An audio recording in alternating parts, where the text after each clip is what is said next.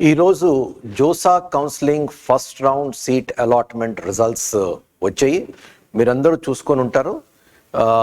ఏం ప్రాబ్లం లేకుండా, సర్వర్ ఏం ప్రాబ్లం లేకుండా అందరికీ రిజల్ట్స్ అయితే చూసుకోగలిచారు. అయితే ఈ ఈ సీట్ అలాట్మెంట్ అయిన తర్వాత ఏం చేయాలి అనేది ఈ వీడియోలో చూద్దాం. దానికన్నా ముందర ఒక్కసారి రిజల్ట్స్ ఎలా వచ్చాయో చూద్దాము. పెద్ద సర్ప్రైజెస్ ఏమీ కనిపించలేదు నేను చూసినంత వరకు. ఐఐటి సీట్ అలాట్మెంట్లో లాస్ట్ ఇయర్ క్లోజింగ్ ర్యాంక్స్ ఏ విధంగా ఉన్నాయో ఈసారి కూడా క్లోజింగ్ ర్యాంక్స్ అదే విధంగా ఉన్నాయి. కానీ గర్ల్స్ విషయానికి వస్తే క్లోజింగ్ ర్యాంక్స్ పడ్డాయి. I just give example. నేను కంప్యూటర్ సైన్స్ తీసుకున్నాను. కంప్యూటర్ సైన్స్లో ఈ సంవత్సరం క్లోజింగ్ ర్యాంక్స్ బాయ్స్ బాంబే చూస్తే closing rank 68 open category. Last year చూస్తే 66. సో 66, 68 పెద్ద డిఫరెన్స్ ఏం లేదు. కానీ గర్ల్స్ విషయానికి వస్తే లాస్ట్ ఇయర్ 291, ఈ సంవత్సరం 421. సో పడింది. ఢిల్లీ విషయానికి వస్తే లాస్ట్ ఇయర్ 115 బాయ్స్, ఈ సంవత్సరం 116 బాయ్స్. కానీ గర్ల్స్ విషయానికి వస్తే 419 లాస్ట్ ఇయర్, ఈ సంవత్సరం 556. అదేవిధంగా ఇంకా కొంచెం కిందికి వెళ్తే 10th పొజిషన్లో ఇందోర్ ఉంది. ఇందోర్లో బాయ్స్ చూస్తే 1320 లాస్ట్ ఇయర్ అయితే ఈ సంవత్సరం 1354, పెద్ద డిఫరెన్స్ లేదు. కానీ గర్ల్స్లో మాత్రము లాస్ట్ ఇయర్ 2768 క్లోజింగ్ ర్యాంక్ అయితే ఈసారి 4011. అదే అన్ని ఇన్స్టిట్యూట్స్లోని అదే ట్రెండ్ నాకు కనిపించింది. తర్వాత టాప్ 10 కిందటిసారి ఏమున్నాయో అంటే పాపులారిటీ బేసిస్ మీద టాప్ 10 క్లోజింగ్ ర్యాంక్స్ చూసుకుంటే ఏమున్నాయో ఈసారి కూడా అదే టాప్ 10 ఉంది. బాంబే, ఢిల్లీ, మెడ్రాస్, కాన్పూర్, ఖరగ్పూర్, రూర్కీ, గౌహాటీ, హైదరాబాద్. గౌహాటీ, హైదరాబాద్కి పెద్ద డిఫరెన్స్ లేదు. తర్వాత వారణాసి, తర్వాత ఇందోర్. ఇవి టాప్ 10లో మనకి ఉన్నాయి as per closing ranks computer science open category. గర్ల్స్కి అడ్వాంటేజ్ కనిపించింది ఈసారి. అయితే ఓన్లీ టాప్ ర్యాంక్స్లో ఇలా ఉన్నాయా, మిగిలిన ర్యాంక్స్లో కూడా ఇలాంటి డిస్ట్రిబ్యూషన్ ఉందా అని చూడడానికి నేను కెమికల్ ఇంజనీరింగ్ కూడా చూశాను. కెమికల్ ఇంజనీరింగ్లో కూడా అవే రిజల్ట్స్ వస్తున్నాయి. Last year closing rank 2023 IIT Bombay chemical engineering చూస్తే గర్ల్స్కి 5161 అవుతే ఈ సంవత్సరం 6650. బాయ్స్ విషయానికి వస్తే లాస్ట్ ఇయర్ 2604 వస్తే ఈసారి 2507, ఇంకా పైకి వెళ్ళింది. ఇదే ట్రెండ్ మిగిలిన ఐఐటీస్లో కూడా ఇదే ట్రెండ్ కనిపించింది. అందుకోసం ఈసారి కొంచెం గర్ల్స్కి కొంచెం అడ్వాంటేజ్ కనిపించింది అండ్ కొంచెం క్లోజింగ్ ర్యాంక్స్ వాళ్ళకి పడ్డట్టు కనిపించింది. ఒకసారి అది డీపర్ అనాలిసిస్ చేస్తే అసలు ఎందుకు వచ్చింది ఏంటి అన్నది మనకి తెలుస్తుంది. But definitely advantage girls this time. Okay, so let us come back to this. First round అయిన తర్వాత మీరు ఏం చెయ్యాలి? ఫస్ట్ ఏం చేయాలి అంటే మీరు ఈ సీట్ యాక్సెప్ట్ చేయాలి. కొంతమంది, నేను ఇంతకుముందు కూడా వీడియోస్లో ఇదే చెప్పాను, మీరు ఈసారి సీట్ యాక్సెప్ట్ చేయకపోతే మీరు ఫర్దర్ రౌండ్స్లో పార్టిసిపేట్ చేయలేరు. కొంతమంది స్టూడెంట్స్, పేరెంట్స్ ఏమనుకుంటున్నారంటే నాకు ఈ రౌండ్లో నేను అనుకున్న బ్రాంచ్ నాకు రాలేదు, నేనేమి చెయ్యను, తర్వాత థర్డ్ రౌండ్లోనో ఫోర్త్ రౌండ్లోనో నాకు వచ్చేటట్టుంది, నేను అప్పటి వరకు వెయిట్ చేస్తాను అనుకుంటున్నారు. అది తప్పు. That is a wrong notion. మీరు జోసా కౌన్సిలింగ్లో కంటిన్యూ అవ్వాలి అంటే మీరు ఈ సీట్ యాక్సెప్ట్ చేయాలి. సీట్ యాక్సెప్ట్ చేయాలంటే ఏం చేయాలో విల్ డిస్కస్. సీట్ యాక్సెప్ట్ చేయకుండా మీరు జోసా కౌన్సిలింగ్లో కంటిన్యూ చేయలేరు. మీరు సీట్ యాక్సెప్ట్ చేయకుండా ఉంటే you are immediately out of JoSAA counselling. So JoSAA కౌన్సిలింగ్లో ఫర్దర్ రౌండ్లో మీరు పార్టిసిపేట్ చేయాలి అంటే ఈ సీట్ యాక్సెప్ట్ చేయాలి. సీట్ యాక్సెప్ట్ చేయాలంటే ఏం చేయాలి? First seat allotment, initial seat allotment intimation slip అని వస్తుంది. అది మీరు డౌన్లోడ్ చేసి పెట్టుకోవాలి. నంబర్ 1. నంబర్ 2, ఆన్లైన్లో సీట్ యాక్సెప్ట్ చేస్తున్నట్టు you have to fill it.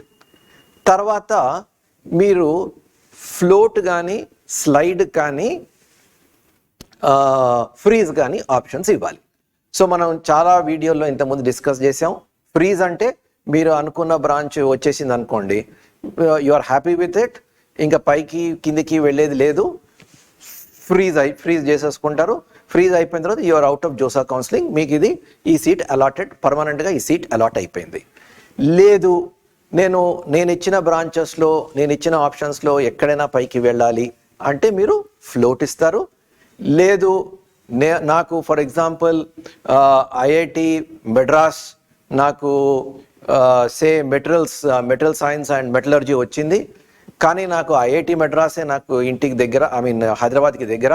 So నేను ఐఐటి మెడ్రాస్లోనే పైకి కొన్ని ఆప్షన్స్ ఉన్నాయి, కెమికల్ ఇచ్చాను, మెకానికల్ ఇచ్చాను, సివిల్ ఇచ్చాను, అవన్నీ ఏమైనా వస్తే నేను I will move up.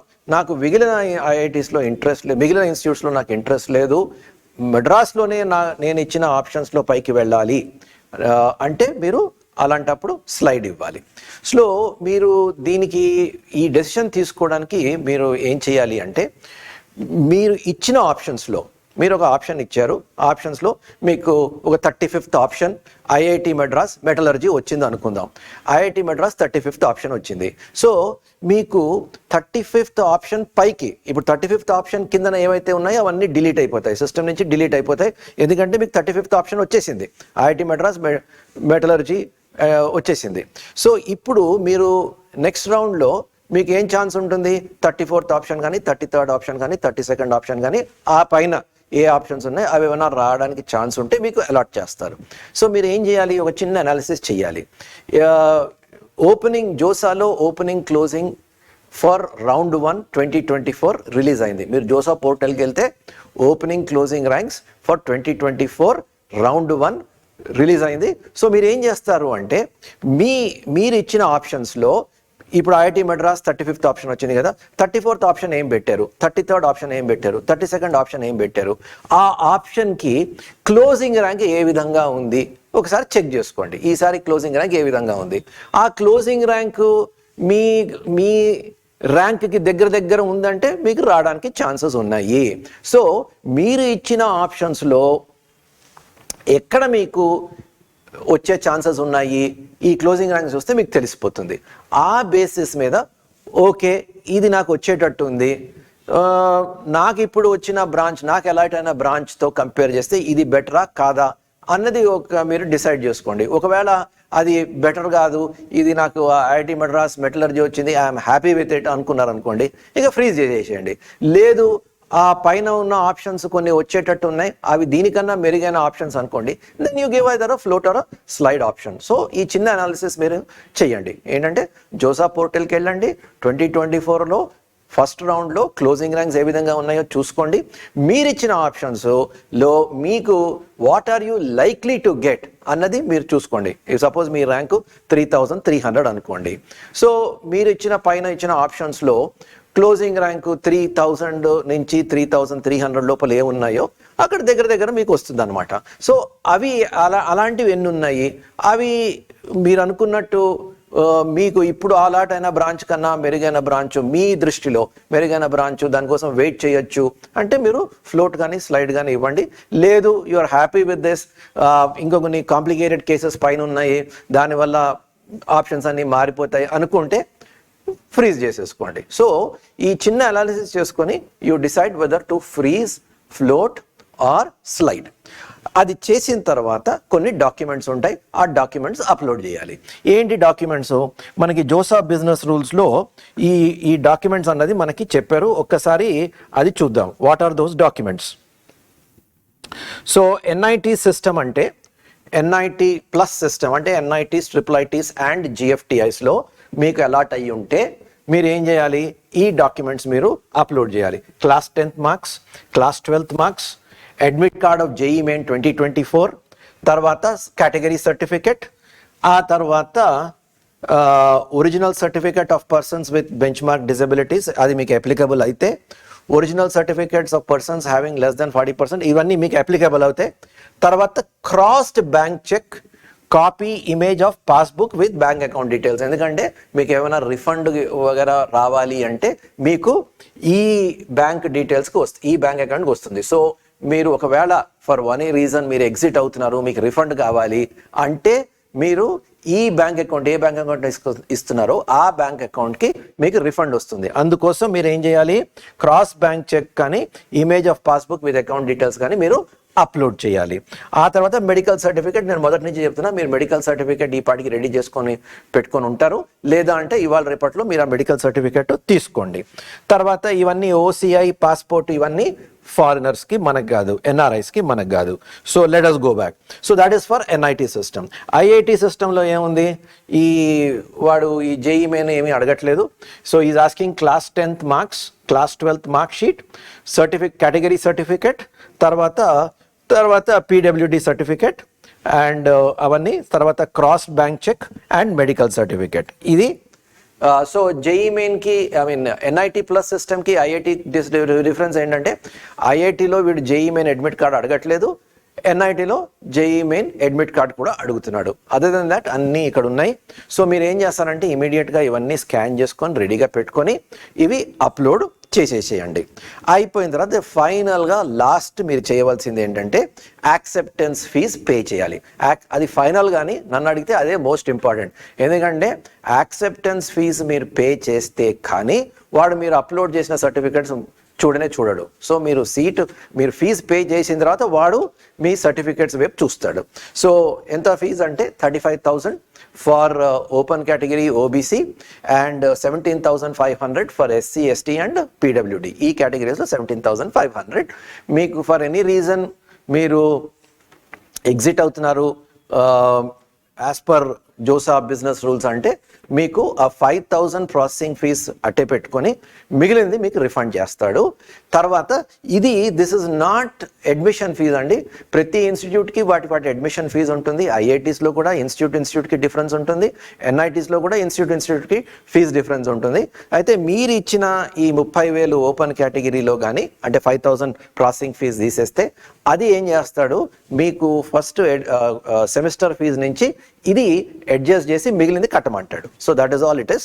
So మీరు ఇప్పుడు ఏం చేయాలి అంటే ఈ సీట్ యాక్సెప్టెన్స్ ఫీజ్ చేసేసేయాలి, పే చేసేసిన తర్వాత అప్పుడు మీరు అప్లోడ్ చేసిన డాక్యుమెంట్స్ చూస్తాడు, వెరిఫై చేస్తాడు. అండ్ అందులో ఏదైనా క్వెరీస్ ఉంటే, అందులో ఒకవేళ ఇట్ ఈస్ నాట్ విజిబుల్ కానీ ఏమైనా మిస్టేక్స్ కానీ వాడు అనుకున్న సర్టిఫికేట్ ప్రకారము ఆ సర్టిఫికేట్ ప్రకారము లేదనుకోండి, ఆ ఫార్మాట్ ప్రకారము లేదనుకోండి, then he will raise a query. So ఆ క్వెరీకి మీరు ఇమీడియట్గా రెస్పాండ్ అవ్వాలి. సో మీరు ఏం చేస్తారు అంటే మోస్ట్ ఇంపార్టెంట్ ఇప్పుడు మీరు చేయవలసింది as soon as possible, last minute వరకు వెయిట్ చేయకుండా యాజ్ సూన్ యాజ్ పాసిబుల్ సాధ్యమైతే ఈ రోజే చేసేసి మీరు అప్లోడ్ చేసేసి ఈ యాక్టివిటీ కంప్లీట్ చేసేస్తే మీకు ఏదైనా క్వెరీస్ ఉంటే he will come back to you. Queries లేదనుకోండి మీకు అబ్సల్యూట్లీ నో ప్రాబ్లం. సో ఇది మీరు చేయవలసింది ఆఫ్టర్ సీట్ అలాట్మెంట్. ఎవరికైతే సీట్ అలాట్ కాలేదో డజంట్ మ్యాటర్, మీరు సెకండ్ రౌండ్, థర్డ్ రౌండ్ ఇంకా రౌండ్స్ ఉన్నాయి కాబట్టి మీరు వెయిట్ చేయొచ్చు. అయితే ఇప్పుడు నేను మొదటి నుంచి చెప్తూనే ఉన్నాను, ఈ జోసా కౌన్సిలింగ్లో ఒకసారి ఆప్షన్స్ ఇచ్చిన తర్వాత ఆప్షన్స్ మార్చడానికి దెర్ ఇస్ నో పాసిబిలిటీ. మీరు ఏం చేయాలి, జస్ట్ సిట్ బ్యాక్, రిలాక్స్, వచ్చిన సీట్ యాక్సెప్ట్ చేసేసేయండి అండ్ నెక్స్ట్ రౌండ్కి మళ్ళీ లాగిన్ అయ్యి మీకు ఏమొస్తుందో చూసుకోండి. అలాగే ఆ నెక్స్ట్ రౌండ్ ఏమైనా మీకు బెటర్ బ్రాంచెస్, బెటర్ ఆప్షన్ వచ్చింది అంటే మళ్ళీ అది యాక్సెప్ట్ చేసుకోవాలి. That is all you have to do. ఇప్పుడు మీరు చేసేది ఇంకేం లేదు, యాక్సెప్టెన్స్లోనే ఈ డాక్యుమెంట్స్ అప్లోడ్, ఫీజులోనే కొంచెం జాగ్రత్తగా ఏం ప్రాబ్లమ్స్ లేకుండా చేసుకోవాలి. This a very very simple process, ఏం కాంప్లికేషన్ లేదు. It's a very very straight forward process. అన్ని డాక్యుమెంట్స్ మీ దగ్గర ఉంటే it's a very very straight forward procedure. Absolutely ఏమీ ప్రాబ్లం ఉండదు. So do it as soon as possible. Do not wait for the 11th hour. All the best for your JOSA counseling.